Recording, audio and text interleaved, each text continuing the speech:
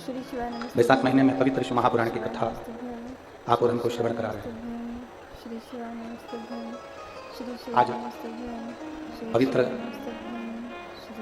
मोहिनी एकादशी भी है, भगवान के मोहिनी अवतार की। बाहर की आवाज़ खोलिए, बाहर की। पवित्र मोहिनी एकादशी आप सभी को आज भगवान की इस पवित्र मोहिनी एकादशी की बहुत बहुत बधाई। अगर यह मानव का शरीर हमको मिला है, मनुष्य की देह अगर प्राप्त हुई है, तो शिव महापुराण की कथा कहती है कि कुछ व्रत हमें अवश्य करना चाहिए। जैसे प्रदोष का व्रत है, शिवरात्रि का व्रत है, जन्माष्टमी का व्रत है, राधाष्टमी का व्रत है, एवं पवित्र एकादशी का व्रत। शरीर अगर स्वस्थ है, अगर हमारा शरीर स्वस्थ है, तो एकादशी, प्रदोष, शिवरात्रि ये करते रहना चाहिए। शिव महापुराण जो 24,000 श्लोकों का एक बहुत बड़ा समुद्र है। इस समुद्र में जो अंदर प्रवेश कर गया, उसने इस समुद्र में से कुछ निकाल लिया, उसमें से कुछ मोती निकाल। आप देखिएगा, कुछ लोग समुद्र के किनारे किनारे चलते हैं और समुद्र की लहरों का आनंद लेते हैं। कुछ लोग ऐसे हैं कि वो समुद्र की लहरों का आनंद ले रहे हैं, समुद्र के किनारे किनारे चल रहे हैं। और कुछ ऐसे होते हैं जो समुद्र के जल में किनारे पर ही उस समुद्र की लहरों में स्नान करते रहते हैं। और कुछ ऐसे गोताखोर होते हैं जो समुद्र के अंदर प्रवेश कर जाते हैं और समुद्र के अंदर प्रवेश कर कर बहुत नीचे तक जाकर उसमें से मोती निकाल कर लिया। वो अंदर प्रवेश कर जाते हैं। एक व्यक्ति वो है जो समुद्र के किनारे घूम रहा है, एक व्यक्ति वो है जो समुद्र के जल से खेल रहा है, स्नान कर रहा है, और एक व्यक्ति वो है जो समुद्र के अंदर गया है और समुद्र के अंदर जाकर उसमें से मोती निकाल कर लाया। पीछे क्या? एक व्यक्ति वो है जो समुद्र के अंदर प्रवेश कर गया, समुद्र के अंदर चले गया और उसमें से मोती निकाल कर लिया। अब इन तीनों में श्रेष्ठ कौन सा है? एक समुद्र के किनारे पर घूम रहा है, दूसरा समुद्र के जल से खेलियां कर रहा है, और तीसरा समुद्र के अंदर जाकर मोती निकाल कर लिया है। श्रेष्ठ कौन है? जम के बोलो जरा, तीनों में श्रेष्ठ कौन सा है? जो किनारे पर घूम रहा है वो, जो समुद्र की लहरों से खेल रहा है वो, या जो समुद्र के अंदर चले गया और मोती निकाल कर लिया है? शिव महापुराण की कथा भी यही कहती है कि ये 24,000 श्लोक का ये शिव महापुराण एक अपार समुद्र है, बहुत विशाल समुद्र है। कोई कोई ऐसा होता है जो इस समुद्र में करीब में आता है, कथा तक पहुंचता है, पर उस जल में स्नान नहीं कर पाता। कोई कोई ऐसा होता है कि आता है और कथा में थोड़ी देर बैठा और बैठने के बाद में खाया पिया, घुमा फिरा और चले गए। और तीसरे नंबर का ऐसा होता है जो इस शिव महापुराण में 7 दिन तक रोज डुबकी लगाता है और एक ना एक दिन शंकर रूपी मोती को लेकर घर चले जाता है। शिव रूपी मोती उसको मिले, शंकर रूपी मोती उसको प्राप्त हो। और जब शिव नाम का मोती, भगवान के नाम का जब मोती हमें प्राप्त हो जाता है, फिर हम भटकते नहीं।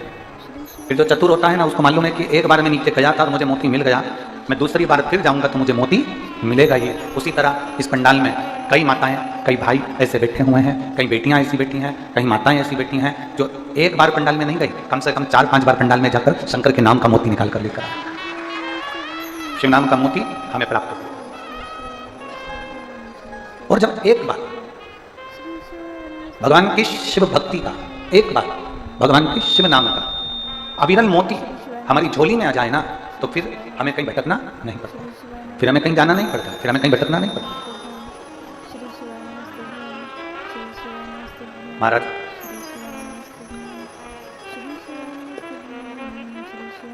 एक बात किसी ने बहुत अच्छी कही है कि चतुराई चौपट करे, चतुराई चौपट करे, ज्ञानी को देखाए, भोले भाले भक्त को नारायण मिल जाए। शिव महापुराण की कथा कहती है तुम ज्यादा चतुर बनकर रहोगे तो दुनिया की ठोकर खाते रहोगे। तुम ज्यादा चतुर बनकर रहोगे तो दुनिया तुम्हें पूछने वाली नहीं है। ज्यादा चतुर बनने वाले तो दुनिया दूर हट जाती है। तुम ज्यादा ज्ञानी बनोगे, मैं बहुत ज्ञानी हूं, मेरे पास सारे शास्त्रों का ज्ञान है, मेरे पास सारे वेदों का ज्ञान है, मैं ये जानता हूं, मैं 10 तरह की भाषा जानता हूं, मैं 5 तरह का व्यवहार जानता हूं, मैं ये जानता, मैं वो जानता, सब कुछ तुम जानते। तुम ज्यादा ज्ञानी बनोगे तो जगत में केवल गोते खाते रह जाओगे। कभी यहाँ गिरोगे, कभी वहां गिरोगे, कभी इससे भिड़ोगे, कभी उससे भिड़ोगे, कभी इनसे मिलोगे, कभी उनसे मिलोगे कि हम ज्ञानी हैं, हम जगत में गोते खाते हैं। शिव महापुराण की कथा कहती है चतुराई चौपट करे, ज्ञानी गोते खाए, और भोले भाले भक्त को मेरा नारायण मिल जाए। मेरे नारायण को पाने के लिए, मेरे राम को पाने के लिए, मेरे कृष्ण को पाने के लिए, मेरे शिव को पाने के लिए, मेरे ओघड़दानी को पाने के लिए, मेरे शंकर को पाने के लिए तुम्हें ना चतुर बनना है ना तुम्हें ज्ञानी बनना है। शंकर को पाने के लिए तो केवल निर्मल मन सो मोहि पावा और मोहि छल छिद्र कपट ना भावा। मुझे भगवान की अविरल भक्ति प्राप्त कर, केवल एक कर दो, मुझे भगवान की अविरल भक्ति को प्राप्त कर। जितने भोले बनकर आप भगवान को प्राप्त करना चाहेंगे, भगवान उतने भोलेपन से आपको मिलेगा। जितने भोलेपन से आप भगवान को प्राप्त करोगे उतना भगवान आपको मिलेगा, उतना करीब। कोई कहते तुम तो अज्ञानी हो, तुम पढ़े लिखे नहीं हो, तुम ढोर हो, तुम प्रसन्न हो जाओ।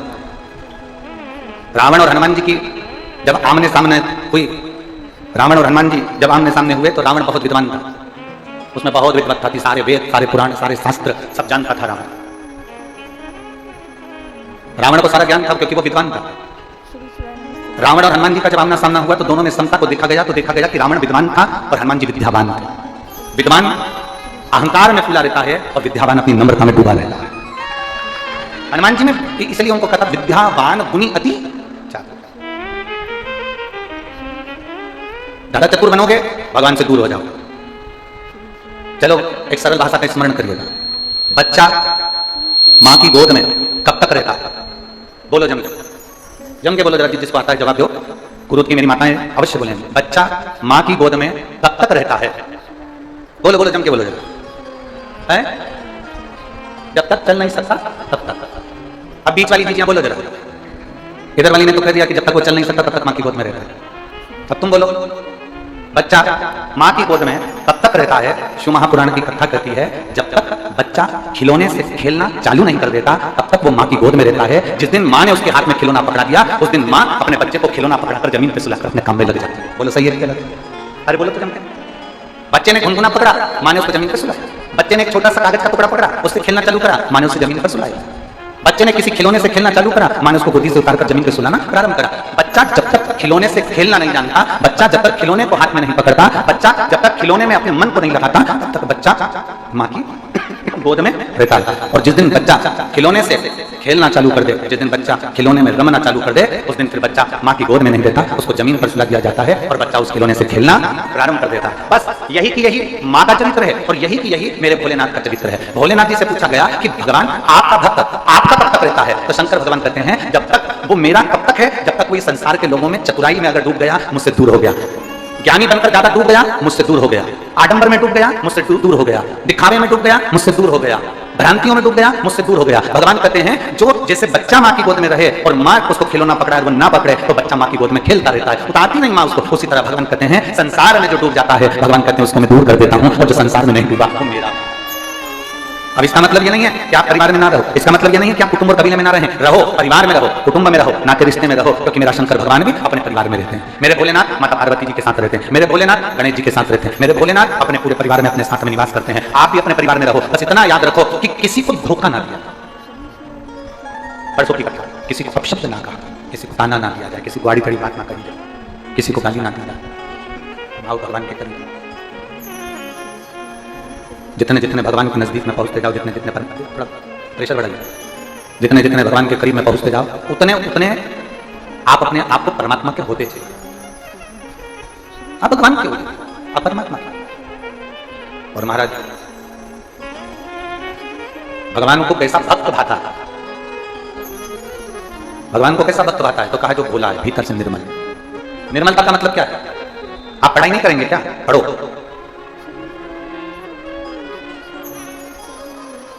हमने पहले एक बार कथा में कहा था, आप लोगों ने सुना है कि नहीं सुना हमको नहीं मालूम। मैं कुरुद की इस पवित्र भूमि से फिर कहना चाहता हूं, आपने सुना कि नहीं सुना हमें नहीं मालूम उसका, पर एक बार फिर कहना चाहूंगा। माता पिता अपने बच्चे को लायक बनाए,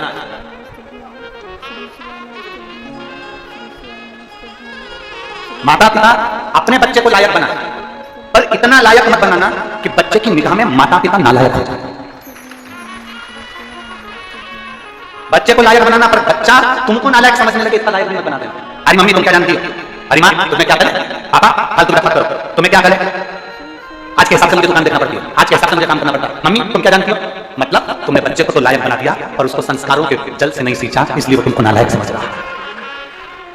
बच्चों को लायक बनाओ, हम मना नहीं करेंगे, बच्चों को डॉक्टर बनाओ, हम मना नहीं करेंगे, बच्चों को इंजीनियर बनाओ, हम मना नहीं करेंगे, बच्चों को खूब पढ़ाओ, हम मना नहीं करेंगे, पर बच्चों को लायक बनाने के साथ में इतना लायक मत बना देना कि बच्चा तुमको नालायक समझने लगे। तुम्हें अकल नहीं है मम्मी, तुम चुप रहा करो, तुम्हें अकल नहीं है ना, बहुत मत करा करो, तुम मम्मी बड़बड़ मत करा करो, पापा तुम अनसन मत बोला करो, पापा तुम्हें नौकर रखने की आदत नहीं है, तुम नौकर को भगा देते हो, तुम्हें अकल नहीं है, पापा तुम दुकान पर मत आया करो। मतलब माँ बाप ने अपने बेटे को लायक तो बनाया, पर बेटे ने बेटी ने अपने माँ बाप को नालायक समझ लिया कि इनमें अकल है ही नहीं। अकल सबसे ज्यादा तुझ में ही है। जरा विचार कर, चलना अगर माँ बाप सिखाते हैं, रोटी खाना अगर माँ बाप सिखाते हैं, तुझे बीमार होने पर दवाई देना अगर माँ बाप सिखाते हैं, तो तुझे बोली को भी अगर दी है तो माँ बाप ने दी है। इसलिए अपने बच्चों को सबसे पहला ज्ञान होना चाहिए संस्कार का ज्ञान। हमारे बच्चों में संस्कार होना चाहिए। कल हमने कथा में कहा था हमारे माँ बाप के पास में धन नहीं था, कल हमने कथा में कहा था हमारे माता पिता के पास में धन नहीं था। चने का ठेला भले मेरे पिताजी ने लगाया, मेरी माँ ने भले दूसरों की साड़ी में फाल लगाई और उस फाल का पैसा मिलता था 75 पैसे या 50 पैसे। मेरी माँ ने भले स्कूल की ड्रेसों को लाकर सिला हो, सरकारी स्कूलों की ड्रेसों को सिल कर दी हो, भले कुछ ना मिलता, पर मेरे माता पिता के पास भले धन ना, पर मेरे माता पिता ने हमें संस्कारों के जल से सींचा है और वो सींचा तो आज नजर आ रहा है कि संस्कार कैसे होना है। खूब डॉक्टर बनाओ अपने बच्चों को, हम मना नहीं करेंगे, खूब कलेक्टर बनाओ अपने बच्चों को, खूब मंत्री संतरी बनाओ अपने बच्चों को, खूब कमिश्नर बनाओ अपने बच्चों को, खूब इंजीनियर बनाओ अपने बच्चों को, तुम्हारी मर्जी पड़े तुम्हारे बच्चों को वो बनाओ। और उससे पहले अपने बच्चों को ये जरूर सिखाना कि अपने घर में माँ बाप से किस तरह बात करना चाहिए, माता पिता का कैसे आदर करना चाहिए, किस तरह से तुम्हारी वाणी होना चाहिए, किस तरह से तुम्हारे शब्द होना चाहिए। जिस माँ ने अपनी गोद में कोख में रखा होगा 9 महीना, कितना त्राड़ भोगा होगा, उस माँ ने तुमको कितना दिया होगा। जरा विचार करिए, गणेश जी महाराज विनायक थे, विनायक का शीश मेरे भोलेनाथ ने काट दिया। सबसे ज्यादा बिलख रही थी माँ, माता पार्वती की आंखों में आंसू भरे हुए थे, माँ बिलख रही थी, रो रही थी, अश्रु बह रहे थे, नैनों से जल टपक रहा था और माँ रोती हुई बिलखती हुई मेरी माता पार्वती शंकर जी से कहती इसको जीवित करो, इसको जीवित करो। और चकित भय सुन के कैलाश,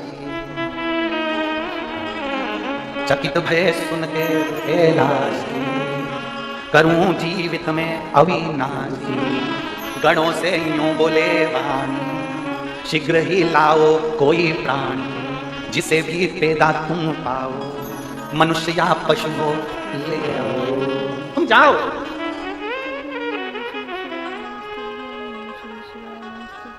जो मिले उसको लेकर।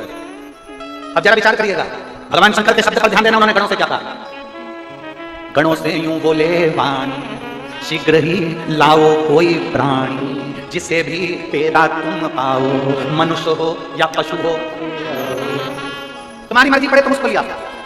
एक माता को बिलखते हुए नहीं देखा, मैं अभी इसका शीश जोड़ दो, मानव हो या पशु हो शीश लाओ अभी जोड़ दे। दुनिया में माँ बाप से बड़ा कोई इंजीनियर नहीं है, दुनिया में माँ बाप से बड़ा कोई डॉक्टर नहीं है, और दुनिया में माँ बाप से बड़ा कोई कमिश्नर और कलेक्टर नहीं है, दुनिया में माँ बाप से बड़ा कोई मिनिस्टर मंत्री और संतरी नहीं है, माँ बाप के बराबर दुनिया में कोई दौलत नहीं है,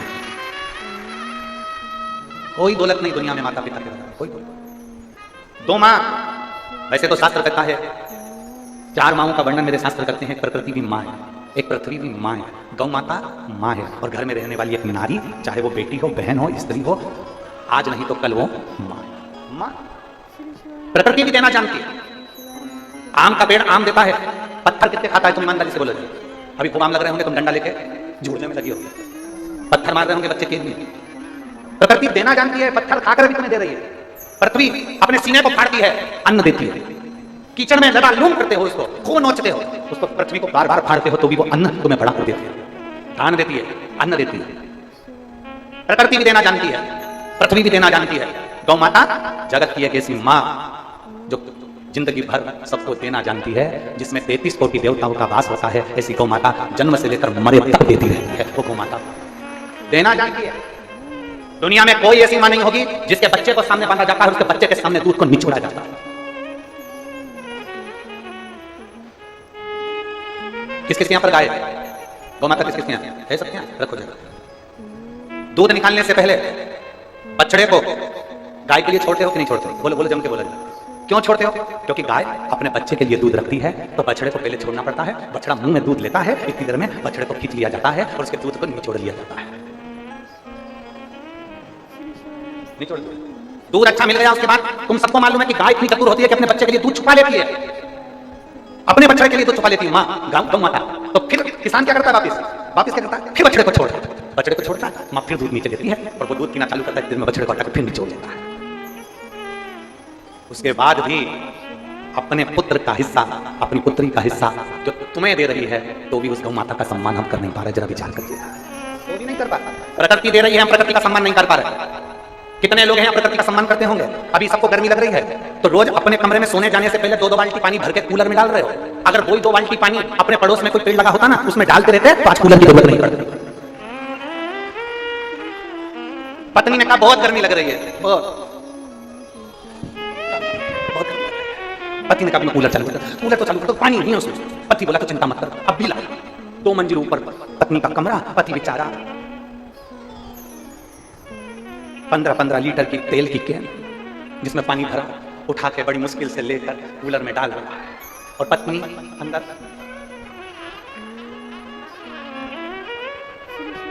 अंदर मोबाइल देख तेरे संसार की हालत।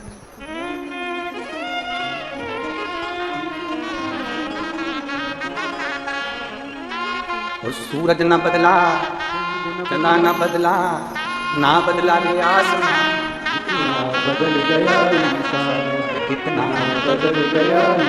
विचार करिएगा, 2 बाल्टी पानी कूलर में डालने के लिए तुम रोज ऊपर लेकर जाते हो। अगर वो 2 बाल्टी पानी अपने पड़ोस में जो वृक्ष लगा है छोटा सा, उसको बड़ा करने के लिए रोज डालते रहते तो आज कूलर की जरूरत नहीं पड़ती। प्रकृति को देना सीखो, प्रकृति हमको दे।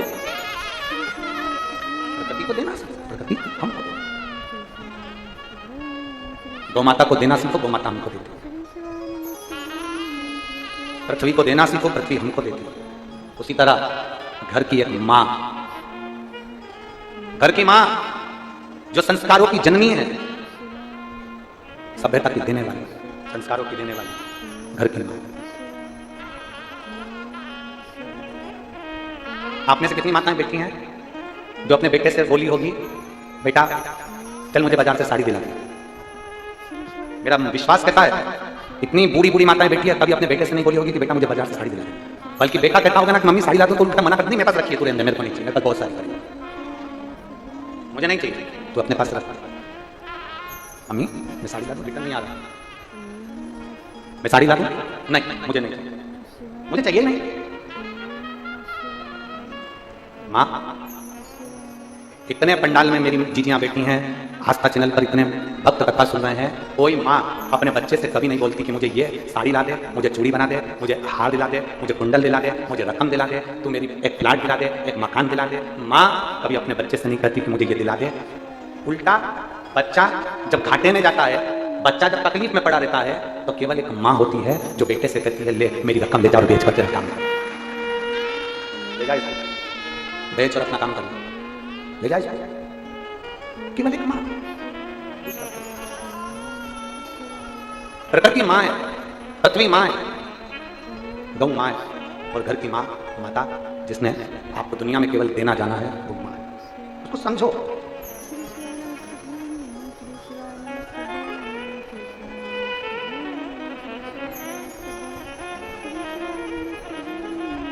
और जिस दिन, जिस पल, जिस घड़ी, जिस क्षण आप अपनी माता को पहचान जाओगे, उस दिन जिंदगी का सबसे सुखमय दिन होगा, सबसे सुख। यहाँ जितनी बेटियां बैठी हैं, जितने बेटे बैठे हैं, जितने आस्था चैनल पर कथा सुन रहे हो, आप सबसे, जितने फेसबुक यूट्यूब पर कथा सुन रहे हैं, आप सबसे निवेदन करूंगा, एक आज एकादशी के दिन संकल्प ले लो, मोहिनी एकादशी के दिन, कि हम अपने माँ बाप से कभी ऊंची आवाज में बात नहीं करेंगे, हम अपने माता पिता से कभी अपशब्द नहीं करेंगे, हम अपने माता पिता को कभी आड़ा टेढ़ा नहीं कहेंगे। उसने किस तरह से पाला वो जानती है, हमें पढ़ाया लिखाया आगे बढ़ाया, हम अपनी माँ को कभी अपशब्द नहीं करेंगे।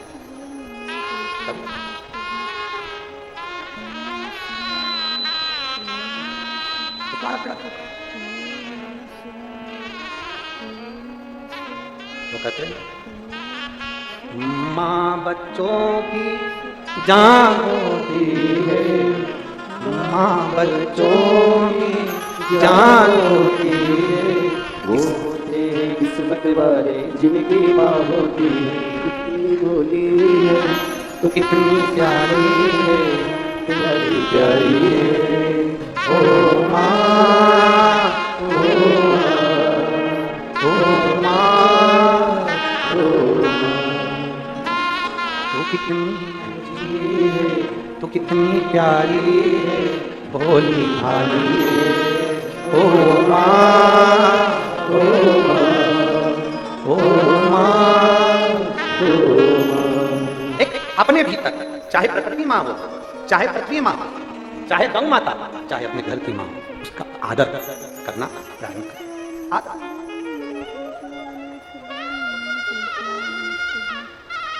अच्छा, एक बात आपसे पूछे, जरा उत्तर दीजिएगा। कुरुद की मेरी माता और मेरे भाई, मेरी जीजियां और मेरे जीजा जी, और आजकल की भाषा में कहते जीजू, जिनके कान में नहीं घुसे जू, एक बात नहीं घुसे, ये फालतू के जो शब्द है ना आजकल के जमाने में, जीजू जीजू जीजू, तो समझ लेना जीजू उसी को किया जाता है जिसके कान में जू नहीं घुसे, बात नहीं घुसे, समझ लो वो जीजू। नहीं तो वो बेचारा जीजा ही अच्छा, दामाद ही अच्छा, बहनों ही अच्छा, तो समझे, खुद समझे ना।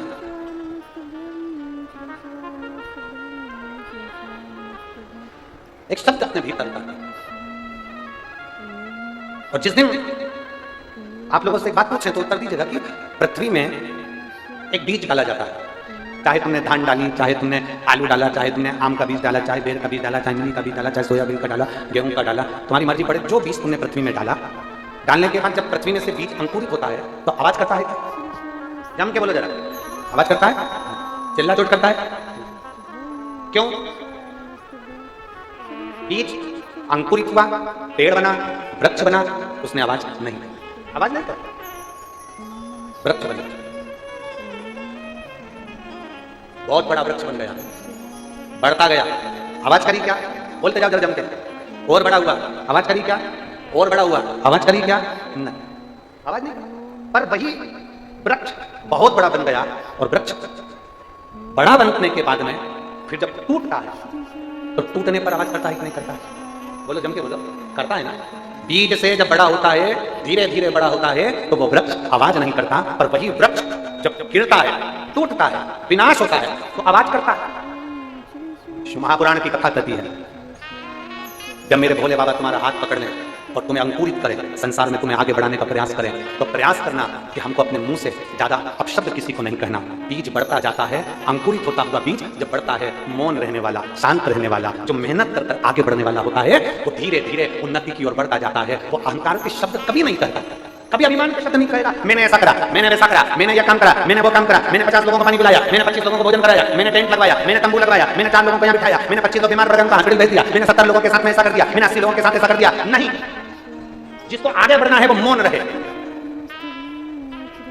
जो टूटने वाला होता है वही शोर मचाएगा, आगे बढ़ने वाला शोर नहीं मचाएगा। क्यों नहीं मचाएगा? क्योंकि वृक्ष जब धीरे धीरे बढ़ता है तो अपने आकर के खुद दिखा देता है कि मैं क्या हूं, मेरे आम लग रहे हैं, मेरा वृक्ष बड़ा हो गया, मैं छाया दे रहा हूं, वो खुद दिखाता है कि मैं हूं क्या। उसको दिखाने की जरूरत नहीं पड़ती, उसको बोलने की जरूरत नहीं पड़ती। उसी तरह जो उन्नति की ओर आगे बढ़ने वाला है, उसका कार्य, उसका कर्म, उसकी गति, उसका वैभव दुनिया के लोगों के सामने खुद दिखने लगता है, उसको दिखाने की जरूरत नहीं पड़ती। दिखावा उसको चाहिए जो आगे बढ़ ही नहीं रहा।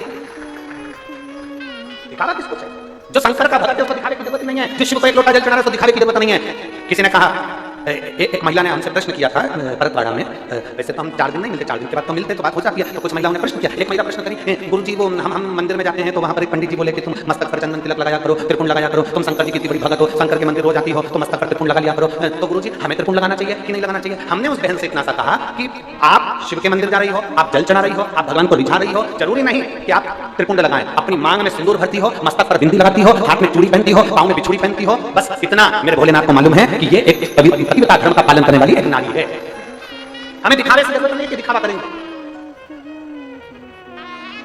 स्त्री मस्तक पर बिंदी रख, हमने पहले भी कथा में कहा, 2 चीजें हमारे राष्ट्र को मजबूत करती हैं, एक नारी के मस्तक पर बिंदी और एक जिह्वा से निकली हुई हिंदी। ये हमारी भारत की सभ्यता को मजबूत कर देती है, हमारे सनातन धर्म को मजबूत कर देती है। मस्तक की बिंदी, किसी व्यक्ति में दम नहीं है कि नारी के मस्तक पर बिंदी है और उसको अपशब्द कह दे। हाँ, कोई बिंदी नहीं लगाया, कोई अपने फैशन के कारण बिंदी कुछ नहीं लगा रहा, बढ़िया आराम से घूम रहा है, तो लोग उसको अपशब्द कह सकते होंगे। पर जिस नारी के मस्तक पर बिंदी है, मांग में सिंदूर है, उस नारी को कोई अपशब्द नहीं कह सकता, कोई उंगली नहीं उठा सकता, उस नारी पर कोई आक्षेप नहीं कर सकता, उस नारी पर कोई कमेंट नहीं कर सकता। किसी की सामर्थ्यता नहीं है, क्योंकि बिंदी में इतना दम होता है, बिंदी में इतना दम होता है। जिह्वा से निकलने वाली हिंदी और मस्तक की बिंदी। हम निवेदन करेंगे तिलक की जरूरत किसको है, हम निवेदन करेंगे त्रिपुंड की जरूरत किसको है, हम निवेदन करेंगे मस्तक पर तिलक धारण करने की जरूरत आज के नवयुवक बेटाओं को है, आज के नवयुवक बेटियों को है। तिलक की जरूरत आज के युवाओं को है, आज के भाइयों को है जो मस्तक पर तिलक भी नहीं धारण करते। हम कहेंगे और कई लोगों को बहुत काली मिट्टी लगेगी, क्योंकि हम कुछ भी बोलते हैं ना तो काली मिट्टी ज्यादा लगती है लोगों को। सत्यता की बात कहें ना, ब्राह्मण कुल में जन्म लेने के बाद, ब्राह्मण होने के बाद, यज्ञोपवीत होने के बाद भी लोग यज्ञोपवीत को लपेट के खूंटी पे टांग देते हैं और कंधे पर धारण नहीं करते। ये स्थिति चल रही है और व्हाट्सएप पे ज्ञान देने बैठते हैं, महाराज जी ने ये बोला, महाराज जी ने वो बोला, और मालूम पड़े यज्ञोपवीत कंधे पर होना चाहिए तो यज्ञोपवीत उठाकर खूंटी पर टांग देते हैं। इसमें के भी लोग हैं संसार। एक यज्ञोपवीत को कंधे पर नहीं डाल सकते, मस्तक पर एक तिलक नहीं लगा सकते, मत लगा कर तुम्हारी मर्जी पड़े, कंकु का तिलक ही लगा लो, एक बिंदी लगा लो, एक चंदन की बिंदी लगा लो मस्तक पर, बहुत है।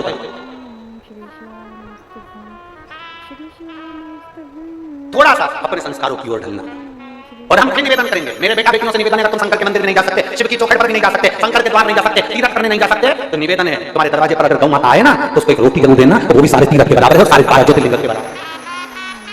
तुम्हारे दरवाजे पर गौ माता आए तो उसको रोटी देना, वो गौ माता भी एक तीर्थ के बराबर है, उसका आदर करना सीख लो, उसका सत्कार करना सीख लो। जो गाय को डंडे से मारता है ना वही गौ माता अगले जन्म में बहू बन के आती है और डुकर या तेरे को खूब दोचती है। जिन सास बहू की आपस में नहीं बनती हो ना, जिस सास बहू में बहुत झगड़ा रहता हो तो समझ लेना, सास जान लेना अगर तेरी बहू तुझे रोटी नहीं दे रही और सही से व्यवहार नहीं कर रही तो समझ लेना अगले जन्म में ये समझ लेना कि ये गाय थी और तू घर की मालकिन थी। ये दरवाजे पे आती थी और तू रोटी एक बार देने के बाद तो फिर आ जाती थी, दूसरी बार तो तू डंडा लेकर बैठ जाती थी। इसलिए बहू भी एक बार चाय देने के बाद दूसरी बार घुर्रा के देखती है, वो भी घुर्रा के देखती है। एक बार चाय देगी, दूसरी बार तुमने बोला तो घुर्रा के बोलेगी, एक बार दे देगी, दूसरी बार घुर्रा के बोलेगी, एक बात का जवाब सही से देगी, दूसरी बार घुर्रा के बोलेगी, क्योंकि तुम भी ऐसे ही थे, एक बार रोटी देते थे, दूसरी बार डंडा लेके बैठ जाते थे। कहां से आ गई? घर के लोगों से अभी तो आई थी, रोटी दी थी, अगर इसको यहां से डंडा लेके बैठ गए, चिल्ला चोट कर दिया, लोटा पानी भर के लाई और डाल दिया। जैसे हम बाथरूम में पानी भर के लाई गाय माता पे डाल दिया, बहू ने देख लिया, गौ माता ने देख लिया, मैं भी तेरी बहू बन के आऊंगी, रुक जा, चाय में दूध मैं पीऊंगी और पानी तुझे मिला कर दूंगा, एक लोटा डाला था, एक लोटा में भी चाय मिला, जा मत बुरे कर्म कर बंदे वरना पछताएगा, भगवान की आंखों से तू बच नहीं पाएगा, तू बच नहीं पाएगा। तुमने उस पे एक लोटा पानी डाला तो उसने गौ माता बहू बन के आई ना, उसने भी एक काम करा, बुझ जोड़ रहा, वो भी जब चाय बनाती थी तब एक लोटा पानी मिला देती थी, टुकड़ जाके चल पानी डाला ना तुमने, अच्छा कर्म करिए अच्छा मिलेगा, श्रेष्ठ कर्म करिए श्रेष्ठ मिलेगा। उन्होंने कहा कि घर में जो रोटी बने वो आखिरी में गाय को दो। जब हमारे घर में पहली रोटी गौ माता की बनती है तो सबसे पहले गौ माता के मुख में जाना चाहिए। कहते बैठे जिनके घर में गाय बस वहीं चली जाती, वो भी बहू रोटी बना के उड़ जाएगी, सबसे कहेगी ले गाय को दिया दी, ले गाय को दिया दी, ले गाय को दिया दी, मम्मी अभी जाऊंगा, मम्मी अभी जाऊंगा। इतने में उसने पति से कहा तुम दिया ना, पति बोला मैं तो दुकान जाने में देरी, बाद में बेचारी पत्नी घर में गाय, बेचारी पत्नी उठेगी तब रोटी देके आए। अब और जिसकी यहाँ गाय नहीं उसकी यहाँ तो सुबह से रखी रखी रखी रखी रखी रखी शाम के 4 बज जाएगी, 3 बजे जब गाय घूमते फिरते तेरे दरवाजे पर आएगी, क्योंकि गाय माता घड़ी नहीं पहनती पर समय की पत्ती होती। 3 बजे बिमला बाई के यहाँ जाना है तो बिमला बाई के यहाँ 3 बजे पहुंच ही जाती है निश्चित समय पे। ये गाय माता की सबसे बड़ी खूबी है,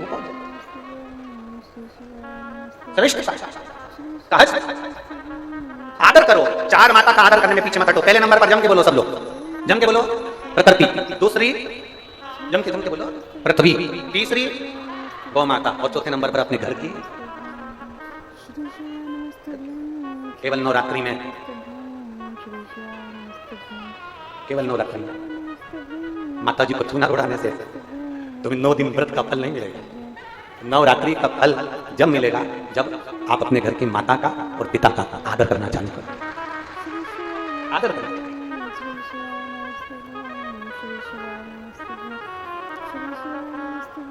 वो कहते हैं सब कुछ मिल जाता दुनिया में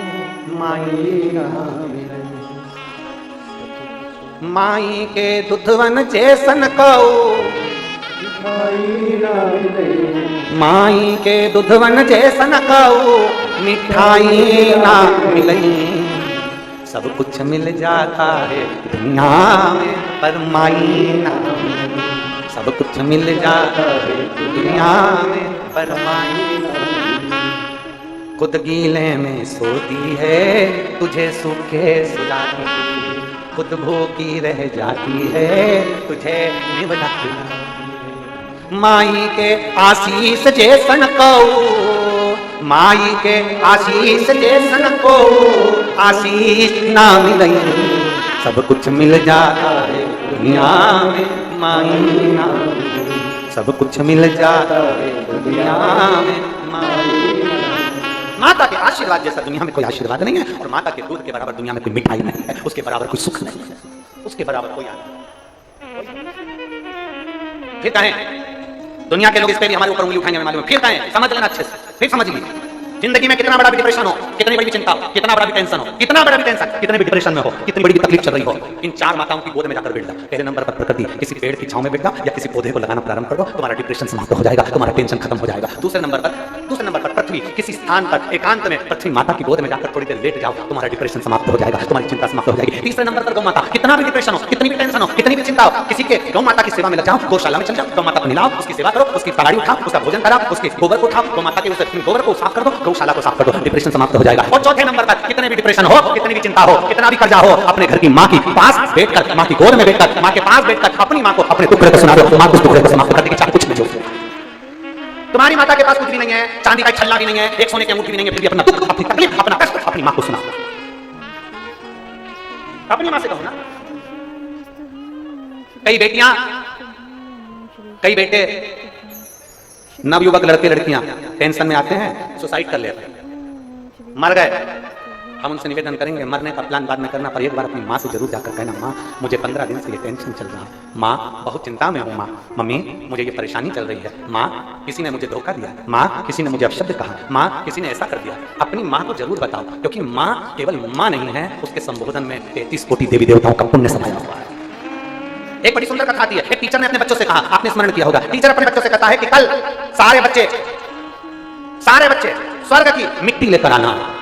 सारे बच्चे आए, एक एक बच्चे को खड़ा करा टीचर ने, तुम स्वर्ग की मिट्टी लाए हो? नहीं। तुम स्वर्ग की मिट्टी लाए हो? नहीं। तुम स्वर्ग की मिट्टी लाए हो? नहीं। एक छोटा सा बच्चा खड़ा हो गया, खड़े होकर बोला, टीचर ये लो मैं स्वर्ग की मिट्टी लाया हूं। टीचर ने पूछा, ये कहां की मिट्टी? तू क्या स्वर्ग गया था मिट्टी लेने के लिए? तू बैकुंठ गया था मिट्टी लेने के लिए? बच्चा कहता है, नहीं ये मेरी मां के चरण की मिट्टी है और मां के चरण में स्वर्ग होता है, ये मेरी मां के चरण की मिट्टी है, उसमें स्वर्ग होता है, इसलिए मैं इस मिट्टी को लेकर आया हूं, इस भूमि की इस परम मिट्टी को लेकर आया हूं। स्वामी विवेकानंद जब विदेश जाते थे तब भारत मां की मिट्टी को अपने हाथ में लेकर जाते थे। मेरे राम जी अवध से 14 वर्ष के लिए वनवास गए तो अवध की मिट्टी को साथ लेकर गए। मेरे कृष्ण कन्हैया जब ब्रज की रज को छोड़ द्वार पर जाते हैं तो ब्रज की मिट्टी को अपने साथ लेकर जाते हैं। ये भारत माता की मिट्टी है, ये कोई साधारण नहीं है। यहाँ स्वामी विवेकानंद, रामकृष्ण परमहंस, चैतन्य महाप्रभु, जगत गुरु शंकराचार्य, एक नाथ जैसे संत, नामदेव तुकाराम जैसे संत इस भूमि पर जन्म लेते हैं। ये वो साधारण भूमि नहीं जिस भूमि पर 12 ज्योतिर्लिंग और 4 धाम विराजमान है। ये वो भारत की भूमि है। ये भूमि तन से कम नहीं है, जिसको हम माता कहते हैं, मातृभूमि कहते हैं।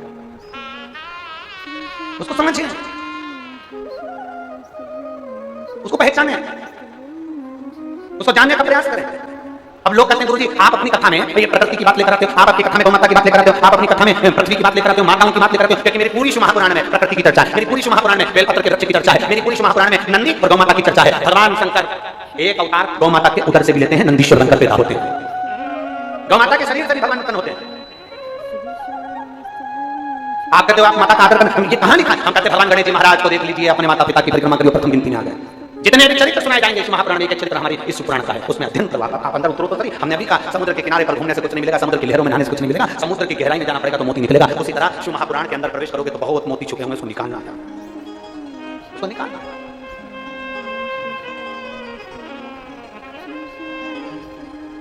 उसको वो कहते हैं धन का बिस्तर मिल जाए पर नींद को तरसे,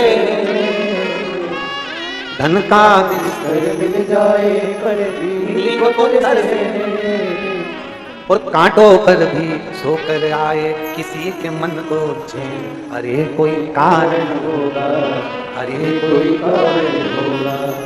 एक झोली में फूल भरे हैं, एक झोली में कांटे, तेरे बस में कुछ भी नहीं वो बांटने वाला बांटे। अरे कोई कारण होगा, तुम भी बोलो अरे कोई कारण होगा। धन का बिस्तर मिल जाए पर नींद को तरसे में। बहुत सारे बैठे होंगे जिनके घर में एसी लगा है, डनलप का गद्दा है, वीआईपी रूम है, परंतु नींद गायब है। 12 बजे तक भी मोबाइल चला रहा पर नींद नहीं आ रही। पत्नी के सो जाओ, पति के नींद तो आए, नींद ही नहीं आ रही। जेंट्स पंखे की स्पीड बढ़ा दी, एसी चल रहा था तो भी पसीना आ रहा है, फिर नींद नहीं आ रही। और एक व्यक्ति वो है खेत में पड़ा है, खुली जमीन पर। कभी आइए इस पावन प्रांगण में, पंडाल में इतने सारे भगत होते हैं, कोई उठ रहा है, कोई चिल्ला रहा है, कोई भजन गा रहा है, तो भी इनके नेत्र में जब नींद आती है ना तो भोलेनाथ आकर इनको पंखा कर जाता है। इतनी गर्मी में भी ये चैन की नींद सोते हैं। कुछ तो शिव होगा कि धन का बिस्तर मिल जाए नींद को तरसे।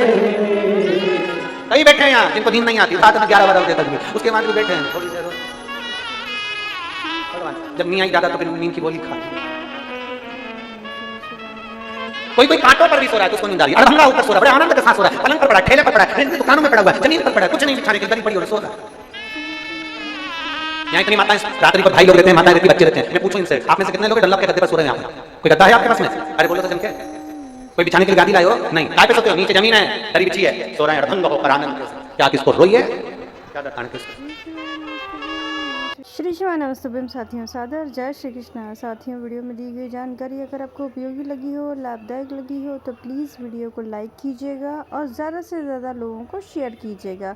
और गुरुदेव द्वारा बताए गए शिव महापुराण के नए नए उपायों को जानने के लिए और गुरुदेव की कथा के रहस्य को ग्रहण करने के लिए मेरे चैनल को सब्सक्राइब कीजिएगा। मिलते हैं गुरुदेव की अगली कथा के साथ, तब तक के लिए अपना और अपनों का ख्याल रखिए। सादर जय श्री कृष्णा। श्री शिवाय नमस्तुभ्यम। हर हर महादेव।